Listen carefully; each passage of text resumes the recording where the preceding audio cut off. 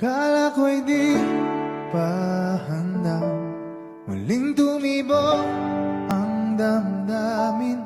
Ngunit bigla kang dumating sa buhay ko.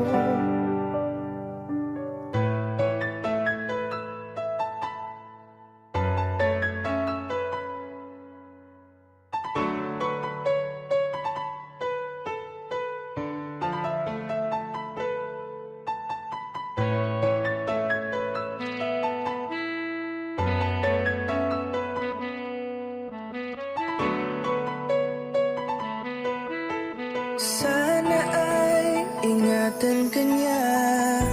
Hindi ko kayang makitang lumuluha ka. Kaya sobrang sakit sa akin na bitawan ka. Ngunit ngayon ay hindi na pwede. Tayo'y napagod, sa labay natalo. Kaya akin ang ipapaubaya ang puso mo sa kanya. Alam ko naman na siya na ang gusto mo, hindi ka lang nagsasalita. Pagmula nang tayo ay naghiwalay, ay iba na ang iyong ngiti. Ang hiling ko lang, ingatan ka niya. Ako nang bahala sa hapdi.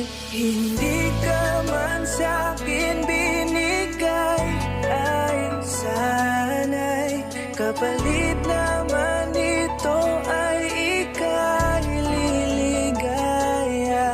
Pag-ingatan ka sana ng bago mong mahal. Yan ang araw-araw ko sa Diyos ay pinagdarasal.